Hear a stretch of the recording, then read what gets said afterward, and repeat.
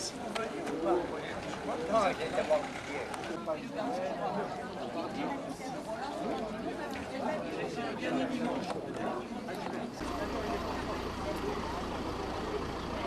Bien, c'est qu'on prend des photos sans arrêt, j'en ai pas vu une seule. Non, c'est la première fois. On voyait un peu d'où il est.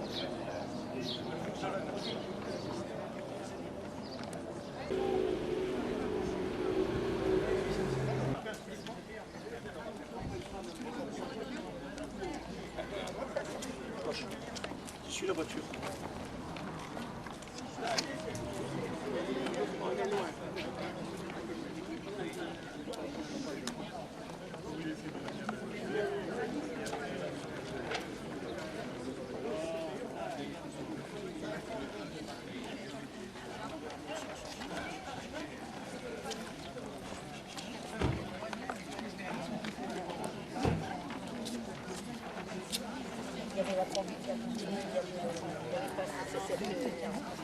On s'amusait en arrière-plan.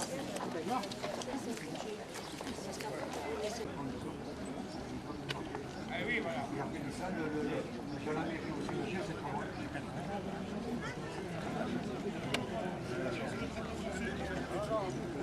Dans 4 jours.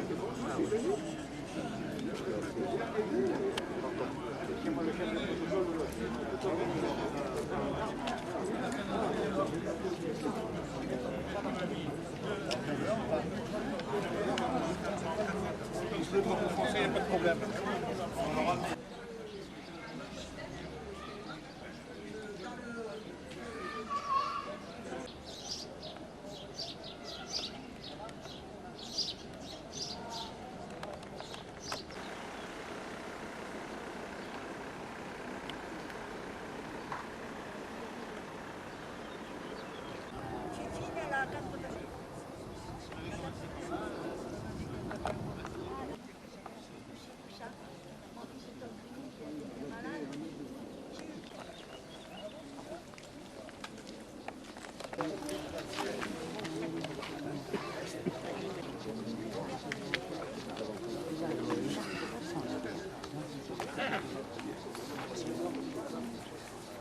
Eric, tu vas bien? Monsieur? 17 heures. 50 ans que nous proclamons l'horreur. 50 ans que nous crions dans le désert. 5 juillet 1962. 17 heures. Dans le centre-ville d'Oran, les clameurs se sont tus. Les soldats français sont enfin sortis de leur caserne, mettant fin à la chasse à l'homme qui durait depuis 11 heures du matin. Mais le martyre des enlevés n'a pas pris fin.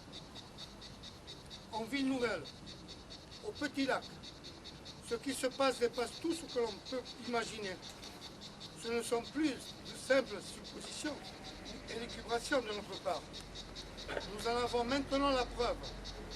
Grâce à l'ouverture des archives, à certains historiens, nous avons des témoignages bien précis. Citons 2 ouvrages. Un silence d'État de Jordi, qui a eu un succès aux archives, qui a eu accès aux archives. Et 5 juillet 1962, un massacre oublié de Guillaume Zeller, le fils du général. Citons aussi le film de Gilles Pérez sur les disparus. Les témoignages ne laissent aucun doute sur la façon dont cela s'est passé.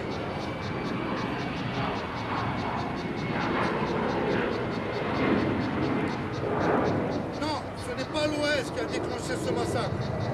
Tous avaient quitté la ville avant le 1er juillet. Non, les enlèvements n'étaient pas ciblés. Ce n'étaient pas des gens de l'OS qui ont été lynchés, massacrés, écrasés par les bulldozers. Les femmes données en pâture ou le repos du guerrier n'étaient pas de dangereux activistes. Non, l'armée n'est pas sortie pour protéger les populations dont on leur avait promis. Oui, cela s'est passé sous leurs yeux. Oui, Kals savait, Jox savait, Messler savait. Oui, le grand général de l'Élysée savait. Oui, il a donné des ordres. Ne bougez pas. Pourquoi ils arrivent. Il a été oublié, il a été oublié dans la lettre par un général sans honneur. Quelle aubaine pour lui! Se venger de ce peuple de braillards qui avait osé le défier, qui avait osé contester son autorité, mettre en doute son génie.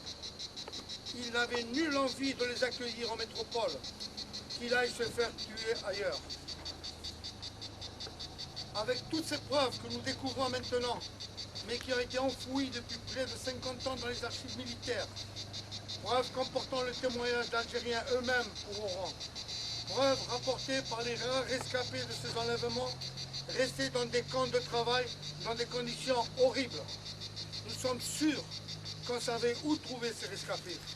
On sait maintenant qu'ils avaient des plans précis, même des plans de maison, où il était écrit « pièces de torture ».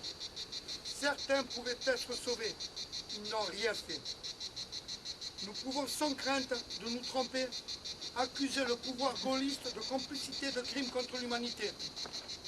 Alors, comment supporter que cet homme responsable de tant de malheurs soit encore honoré le 18 juin? Comment supporter qu'il soit encore considéré comme un grand homme par l'ensemble des Français? Cela veut dire que nous avons échoué dans nos tentatives de faire admettre la vérité. À notre décharge, nous n'avons pas les médias avec nous. Et qu'on ne nous dise pas oui. On ne nous dise pas oui, mais l'homme du 18 juin n'est pas pareil. L'homme est un responsable de tous ses actes, les bons et les mauvais. Lorsqu'il a été obligé de se rendre, qu'il a été obligé de rendre des comptes à Dieu, je suis sûr que le 18 juin n'a pas été effacé pour les crimes dont il s'est rendu coupable. Nous qui sommes là, donc nous n'avons pas oublié. Passons les dernières années de notre vie à crier la vérité, afin de déboulonner les statues, de faire s'écrouler le mythe. Il y a encore un peu moins de 2 semaines, un maire d'une ville du Midi, célèbre pour son sanctuaire cher à nos cœurs, s'est exclamé devant un public de pieds noirs: je suis héritier de la pensée gaulliste de De Gaulle. Cela n'a déclenché que quelques prestations éparses. Excusez-moi de m'être laissé aller à des considérations somme toute assez politiques. Mais je considère que dénoncer les coupables est la seule façon maintenant de défendre la mémoire de nos suppliciés. Et qu'on ne nous dise pas, 50 ans après, il faut oublier. Il faut pardonner. Nous n'oublions pas, comme les Juifs n'oublient pas la Shoah, comme les Arméniens n'oublient pas le génocide. Encore quelques mots pour rendre hommage aux quelques justes qui ont osé transgresser les ordres, qui sont sortis des casernes et qui ont réussi à sauver quelques-uns des nôtres. Nommons le lieutenant Rabat Khelif, le capitaine Krokenek et quelques rares autres. Et maintenant, le moment est venu du recueillement. Pensons très fort à nos morts et disparus et à leurs familles. Merci.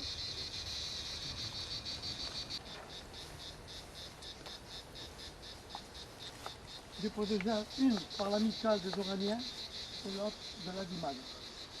L'amicale des Oraniens, déposé déjà de l'amicale des Oraniens.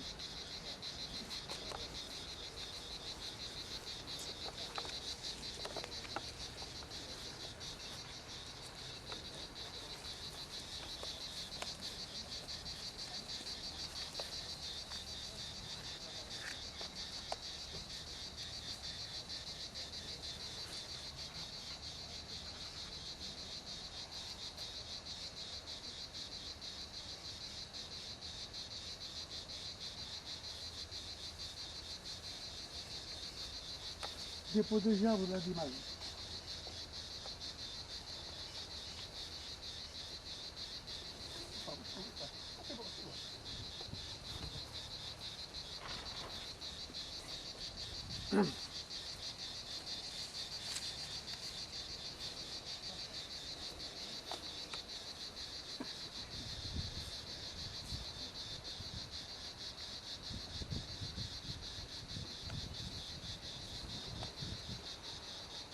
Nous allons observer 1 minute de silence. Au revoir. Nous venons des colonies pour défendre le pays.